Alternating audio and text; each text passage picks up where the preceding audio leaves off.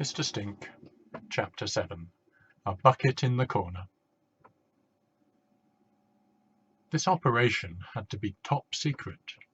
Chloe waited until darkness fell,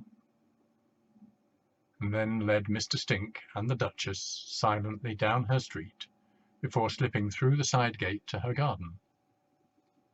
"It's just a shed," said Chloe apologetically, as they entered his new abode. "I'm sorry there's no ensuite bathroom, but there is a bucket in the corner there, just behind the lawn-mower. You can use that if you need to go in the night." "Well, this is unimaginably kind, young Miss Chloe, thank you," said Mr. Stink, smiling broadly. Even the Duchess seemed to bark "thank you," or at least cheers. "Now," continued Mr. Stink, "are you sure your mother and father don't mind my being here? I would hate to be an unwelcome guest." Chloe gulped, nervous about the lie that was about to come out of her mouth. No, they don't mind at all.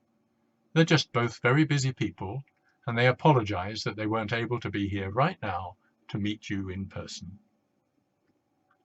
Chloe had carefully picked the right time to settle Mr. Stink in. She knew Mother was out campaigning for election, and Dad was picking up Annabelle from her sumo wrestling class. "Well, I would love to meet them both," said Mr. Stink, "and see what people turned out such a wonderfully generous and thoughtful daughter. This will be so much warmer than my bench." Chloe smiled shyly at the compliment.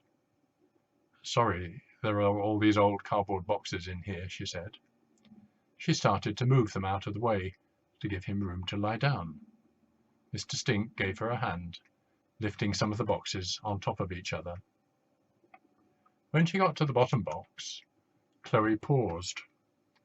Poking out of the top was a charred electric guitar.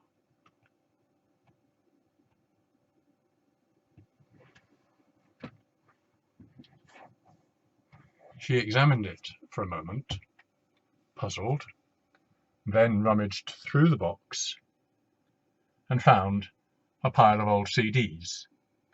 They were all the same, stacks and stacks of an album entitled Hell for Leather by the Serpents of Doom.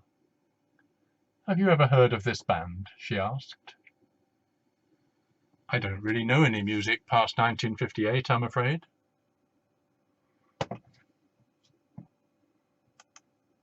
Chloe studied the picture on the cover for a moment. Superimposed in front of a drawing of a giant snake stood four long-haired, leather-jacketed types.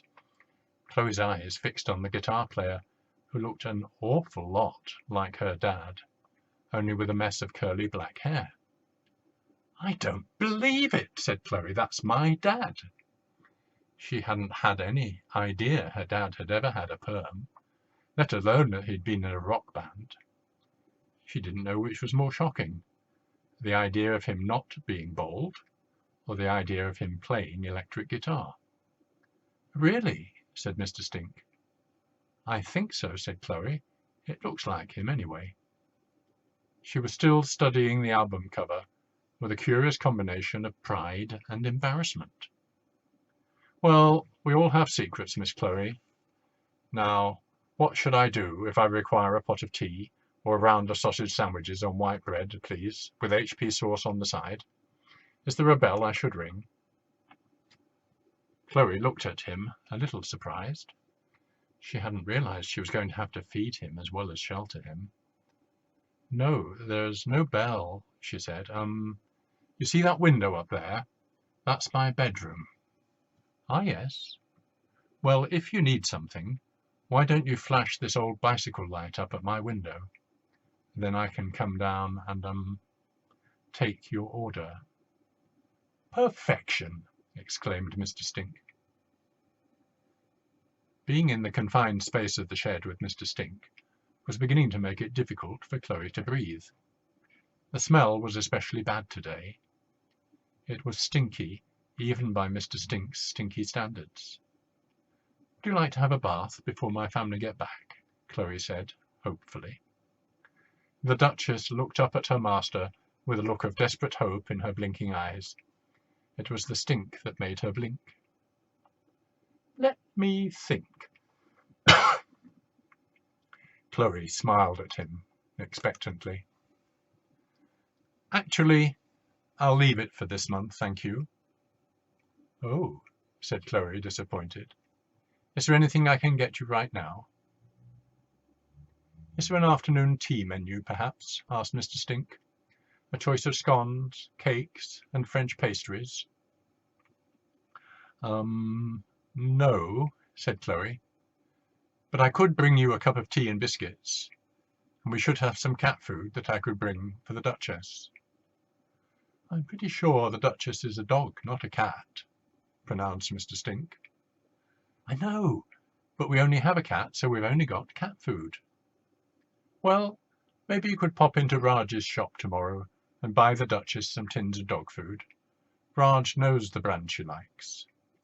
Mr. Stink rummaged in his pockets. "Here's a 10-pence piece.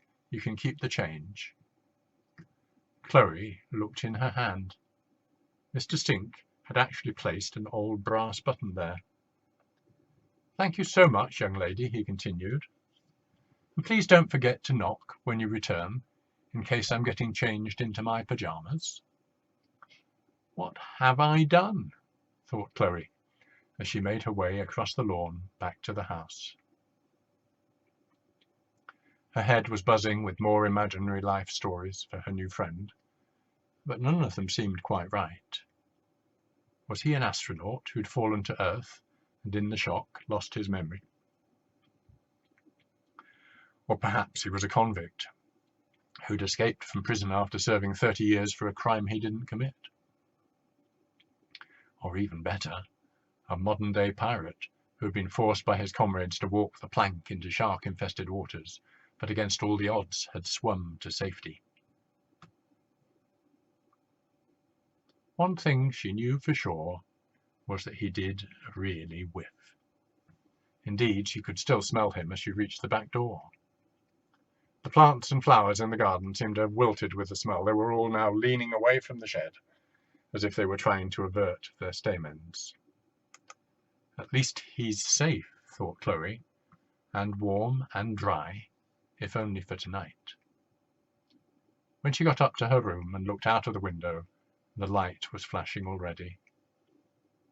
"All butter Highland shortbread biscuits, if you have them, please," called up Mr. Stink. "Thank you so much."